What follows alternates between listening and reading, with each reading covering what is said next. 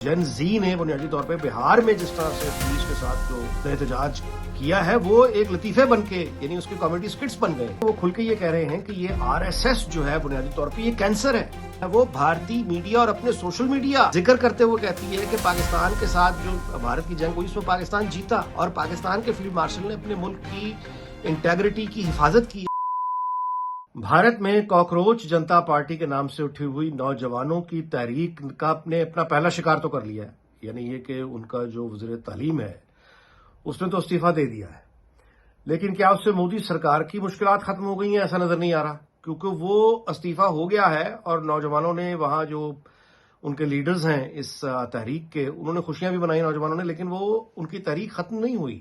ممبئی میں یعنی اب گزر چکے ہیں استعفے کو سامنے آئے، لیکن ایک انپریسیڈنٹڈ بہت بڑا عوامی احتجاج نوجوانوں کا مودی سرکار کے خلاف وہ جاری ہے.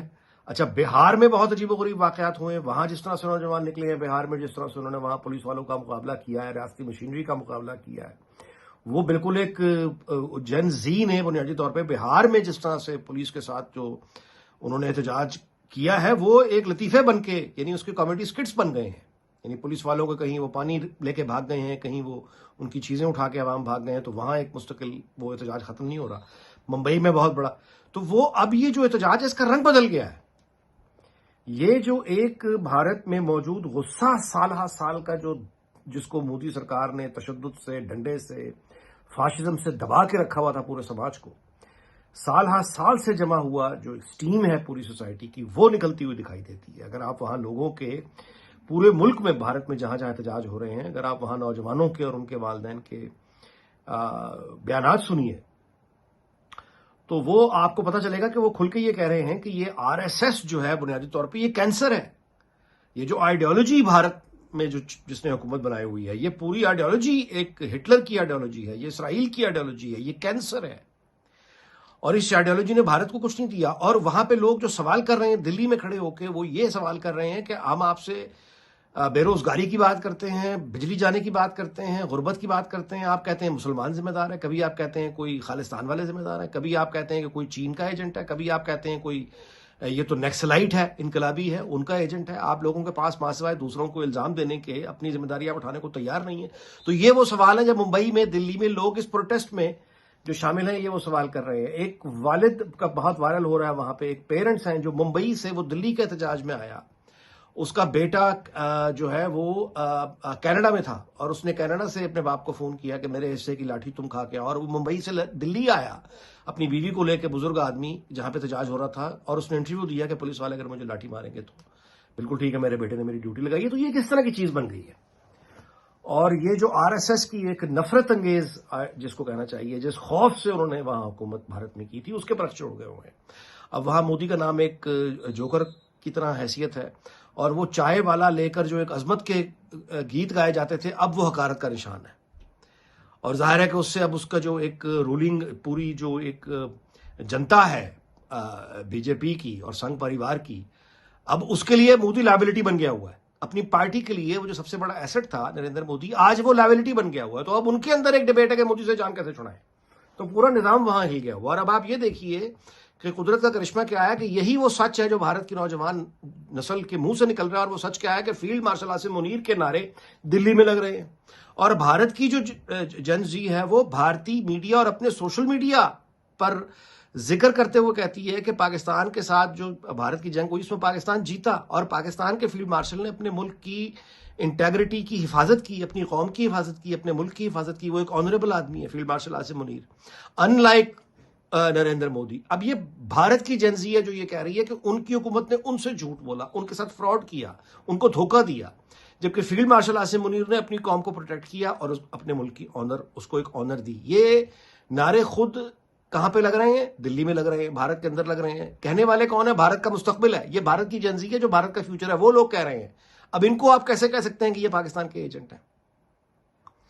تو یہ بنیادی طور پر بھارت کی اپنی بگڑتی ہوئی صورتحال ہے. اچھا، اب اس کے ساتھ اگر آپ کلپ کر کے دیکھیں یہ خبر، اگر آپ اس پہ غور کیجئے، جو وفاقی وزیر اطلاعات و نشریات عطا اللہ طارق نے بیان کیا ہے کہ پاکستان کے آزاد کشمیر میں جو احتجاجی تحریک چل رہی ہے اور جو لوگ فساد کی طرف لے کے جا رہے ہیں، ان کے تانے بانے جو ہیں وہ ان کو بھارت سے یعنی ہیلپ مل رہی ہے، وہ بیرونی یعنی روابط کا انکشاف ہو گیا، ان کو بیرون ملک سے ان کو امداد آ رہی ہے. وہ لوگ جو کشمیر میں، پاکستان کے آزاد کشمیر میں جو لوگ فساد پیدا کرنا چاہتے ہیں، ان کو بیرونی مدد مل رہی ہے اور تانے بانے مل رہے ہیں. وہ پاکستان کے آزاد کشمیر میں بے چینی پیدا کرنا چاہتے ہیں.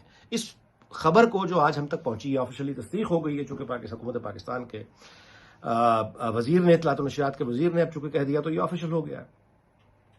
اچھا، لیکن سوال یہ ہے کہ یہ جو آفیشل بات بتائی گئی ہے ہم تک، اس پر کس کو حیرت ہے؟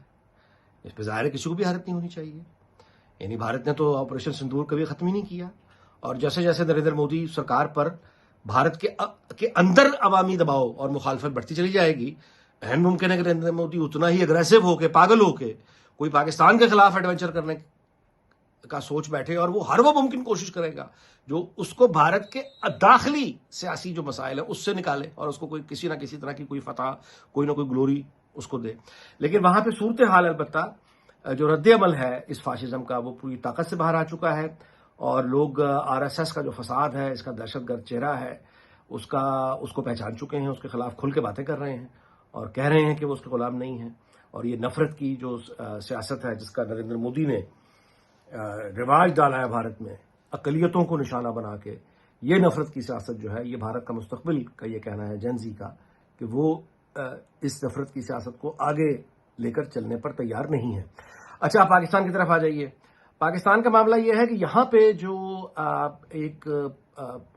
ایک منظم طریقے سے ایک افواہ پھیلائی جا رہی ہے کہ بانی پی ٹی آئی کے ساتھ پھر غالباً نظام اور حکومت جو ہے وہ کسی نہ کسی رابطے میں ہے اور کوئی نہ کوئی ڈیل کرنا چاہتے ہیں. اور یہ منظم طریقے سے افواہیں آپ دیکھتے ہیں کہ ہر چند مہینے بعد یہ نمودار ہو جاتی ہیں.